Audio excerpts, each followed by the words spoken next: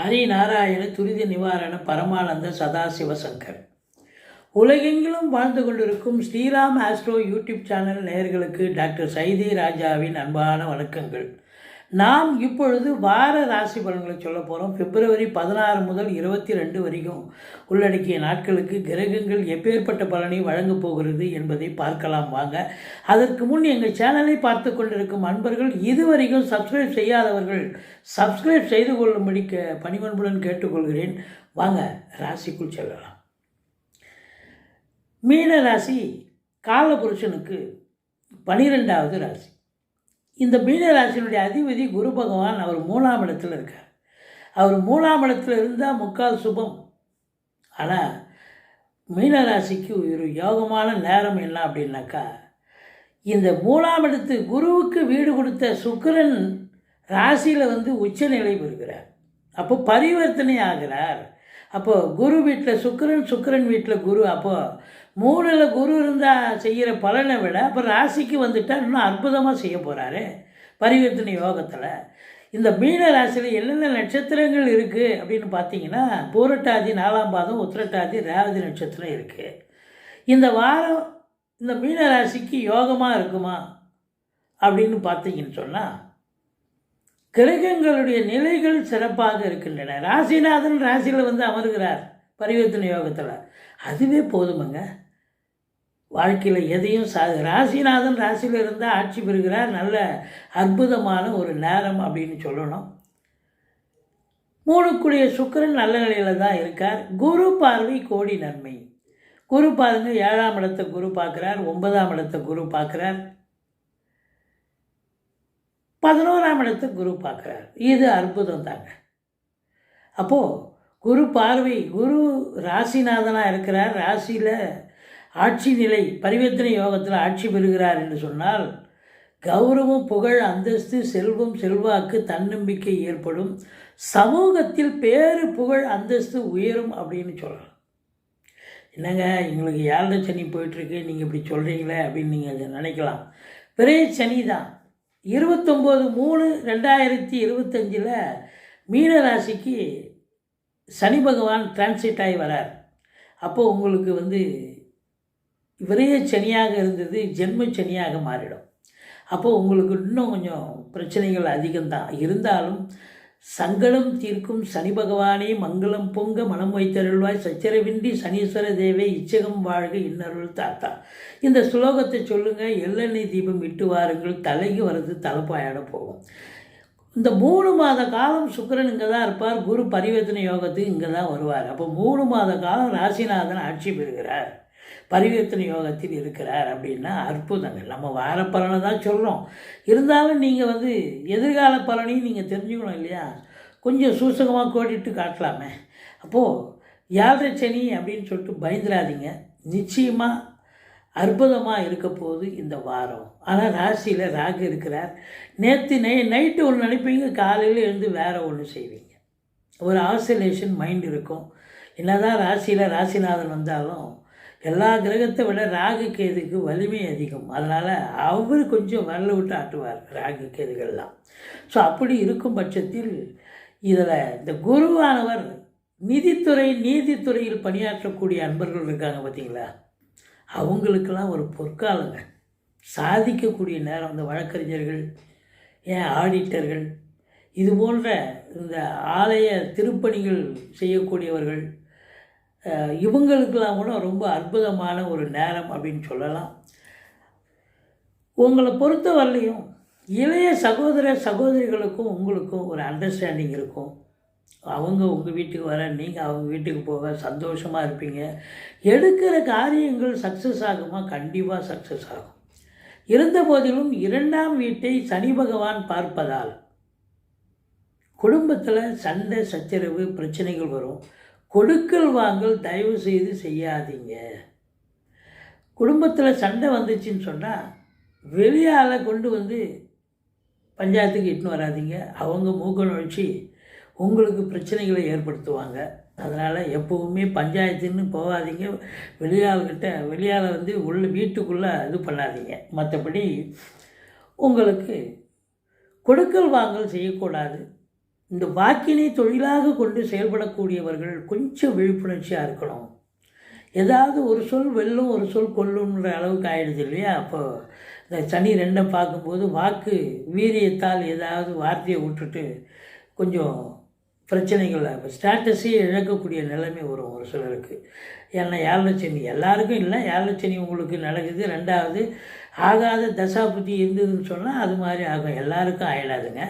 மற்றபடி குடும்பத்தில் கணவன் மனைவி விட்டு கொடுத்து போங்க, நண்பர்கள்கிட்ட விட்டு கொடுத்து போங்க, உறவினர்கள்கிட்ட உதாசீனப்படுத்தாதீங்க, கொஞ்சம் அக்கறையோடு இருங்க. மற்றபடி ஒரு 2 கூடையவன் 4ல் இருக்கார், ஆனால் வக்ர நிவர்த்தி வருகிறார் வார இறுதியில். அப்போ வீடு கட்ட, வீடு வாங்க, வீடு ஆல்ட்ரேஷன் பண்ண, அப்படி ஏதாவது ஒரு வேலையை செஞ்சுட்டு போவீங்க. வேளாண்மை துறையில் இருக்கிறவங்க சிறப்பாக பணியாற்றக்கூடிய நிலை. அதுலேயும் வந்து விவசாய பெருமக்கள் ரொம்ப சந்தோஷம் அடையக்கூடிய ஒரு காலகட்டம். அவங்க ப்ராடக்ட்டு, அதாவது நல்ல வயலை ஏறுவிழா இல்லை நடவு நட இப்படி ஏதாவது சேலை செய்வாங்க, இல்லை அறுவடை பண்ணாக்கா நல்ல விலைக்கு விலை போகும் நெல் அப்படின்னு சொல்லக்கூடிய அந்த ப்ராடக்ட் அப்படின்னு சொல்லணும். மற்றபடி உங்களை பொறுத்த வரலையும் இந்த சனி பகவான் உங்களுக்கு 6ஆம் இடத்தை பார்ப்பதால் எதிரிகளால் தொல்லைகள் ஏற்படும். மறைமுக எதிரி யார் நண்பன்னு தெரியாது, தோல் மேலே கை போட்டிருப்பான், அவனே உங்களுக்கு ஏதா பிரச்சனையை கொண்டு வருவான். அதனால் எச்சரிக்கையாக இருங்க.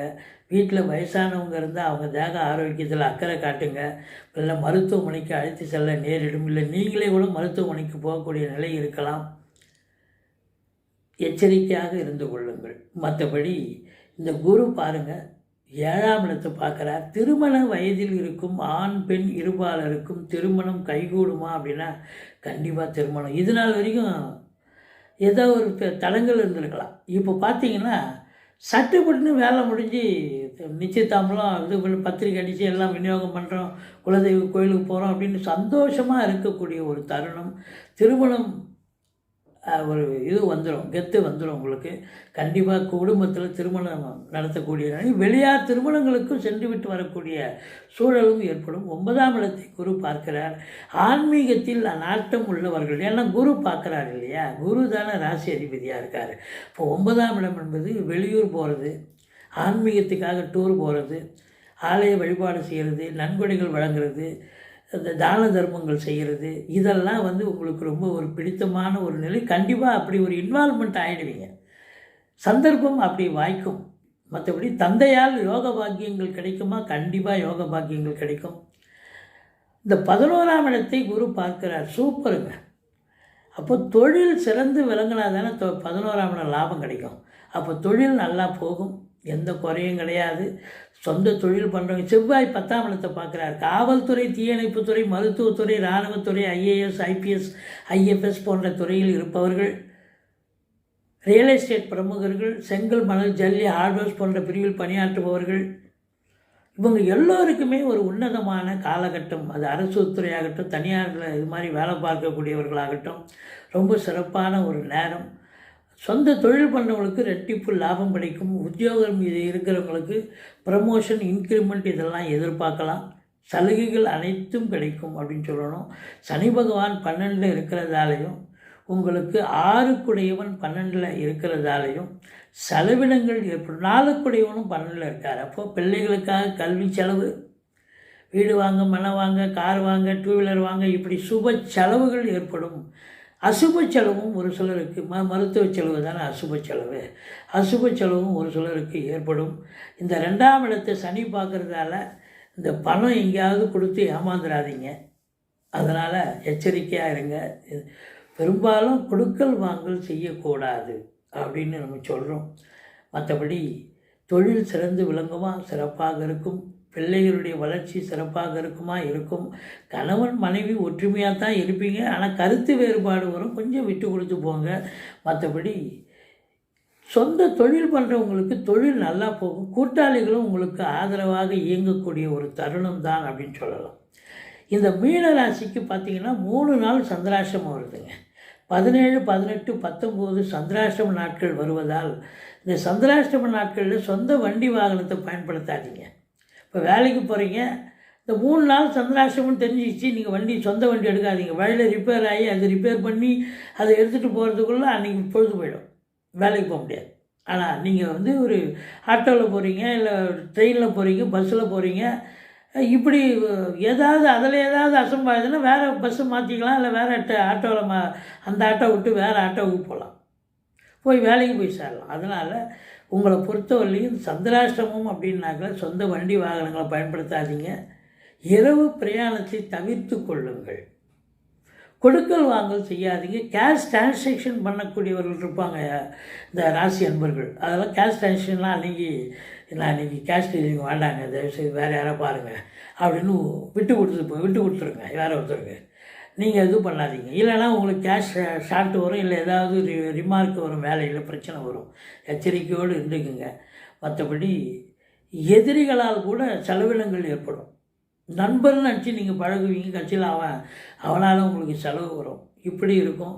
அசிங்கம் அவமானங்கள் கூட ஏற்படலாம். பொது இடங்களில் ரொம்ப விழிப்புணர்ச்சியோடு இருக்கணும் அப்படின்னு நம்ம சொல்கிறோம்.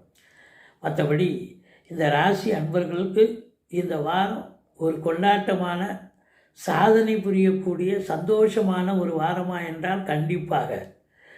எங்கள் வீடியோ இது வரைக்கும் பொறுமையாக பார்த்தமைக்கு நன்றி.